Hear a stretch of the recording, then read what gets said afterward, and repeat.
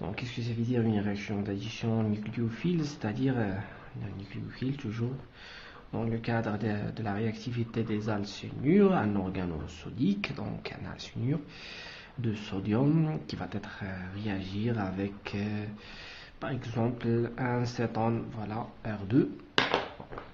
Donc les cétones, nous avons ici une charge delta plus sur le carbone, moins électronégatif, delta moins sur l'oxygène, puis le moins va attaquer le plus, et puis cette liaison va se déplacer vers l'oxygène. Donc comme ça, le résultat sera comme suit, donc formation d'une nouvelle liaison entre un carbone et un autre carbone.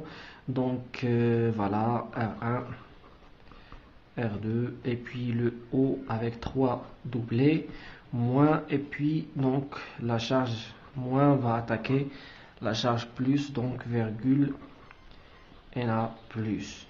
Et puis pour former une fonction AL, il suffit de rajouter le H3O plus, donc RC triple liaison CCR1 R2 OH, voilà.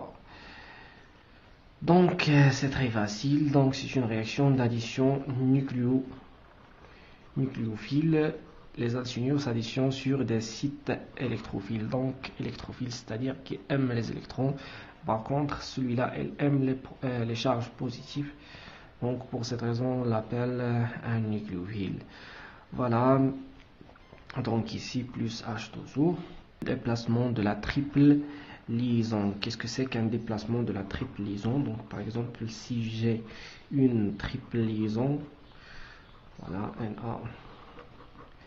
NH2. Donc si j'ai une triple liaison dans la position par exemple 1, 2, 3, donc dans la position de 3, et je vais la déplacer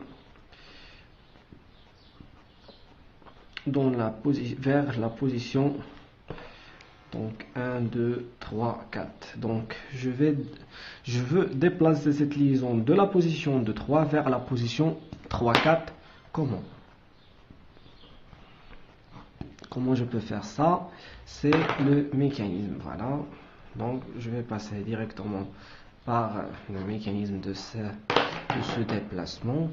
Donc dans un premier temps, CH3 plus NH2 moins, qui est une base très forte, donc ici CH3, donc le NH2 moins va attaquer un proton de CH, et puis le résultat sera comme suit, donc CaCH2 moins plus NH3. Et n'oubliez pas que vous avez un doublé ici qui va se déplacer par effet mésomère donneur, donc avec deux flèches, comme j'ai déjà expliqué dans les effets électroniques. Donc cette liaison pi va se déplacer vers l'autre carbone. Donc puis ce carbone il sera chargé négativement, et donc celui-là il va se neutraliser, c'est-à-dire qu'il va être neutre, donc car il a perdu un électron, est déjà chargé négativement.